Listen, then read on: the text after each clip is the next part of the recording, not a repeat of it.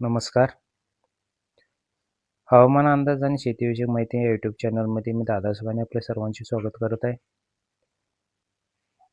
आणि एकदा बळवणाऱ्या पावसाचं ते साधारणतः अरबी समुद्रात एक कमी दाबाचं क्षेत्र तयार होईल आणि ती अरबी समुद्रातूनच पश्चिम साईडला सरकण्याची मॉडेलही दर्शवते. मग त्या दिशेला सरकेल असं पश्चिम साईडला सरकेल. परिणामी थोडासा परिणाम आपल्या राज्यात सुद्धा होणार आहे. का तर वातावरणामध्ये उष्णता वाढणार आहे आणि उष्णता वाढल्यामुळे वळीव स्वरूपाचे बळ बंगालच्या उपसागरामध्ये साधारणतः कमी दाबाचं क्षेत्र तयार होईल. तिथं त्याही साईडला वाऱ्याची तीव्रता वाढण्याची शक्यता आहे.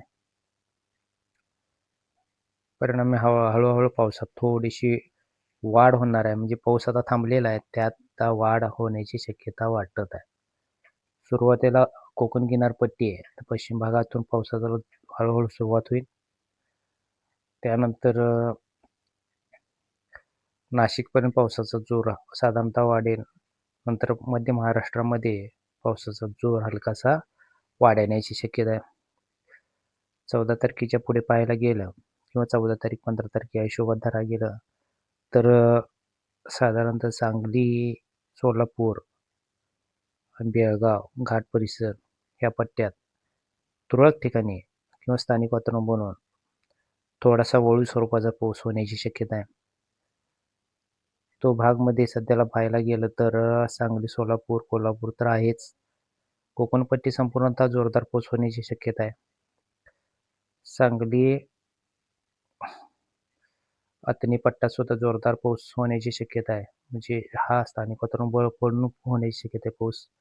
सातारा, वडूज, भोरचा पूर्व भाग, नीरा, चाकण या भागातून हलका मध्यम स्वरूपाचा पाऊस शक्यता आहे. अहिल्यानगर, दौंड, शिरूर, वैजापूर, मनमाड, मालेगाव, चाळीसगाव या पट्ट्यात सुद्धा हलक्या मध्यम पावसाची शक्यता आहे.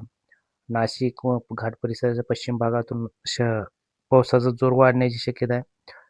आणि तसेच अमळनेर, जळगाव, मालेगाव ह्या भागात सुद्धा साधारणतः स्थानिक वातावरण बनवून पावसाची शक्यता बनत चाललेली आहे.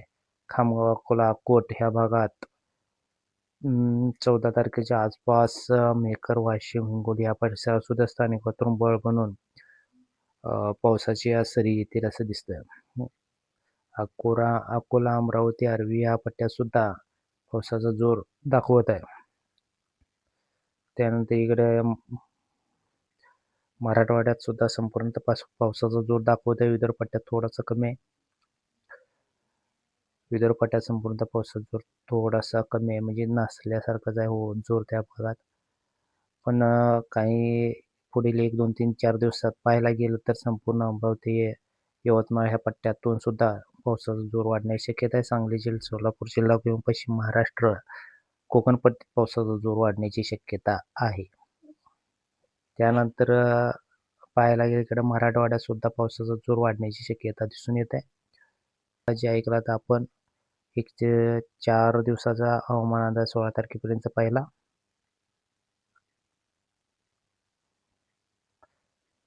संपूर्ण भागात साधारण वळीव स्वरूपाचा पाऊस पडल्यासारखं मोठ्या थेंबाचा पाऊस पडण्याची शक्यता या मॉड्यूलवरून दिसत आहे. असेच नवनवीन अपडेट पाहण्यासाठी चॅनलला सबस्क्राईब करून ठेवा. व्हिडिओला लाईक करत चला, शेअर करत चला. व्हिडिओ शेवटपर्यंत पाहिल्याबद्दल धन्यवाद.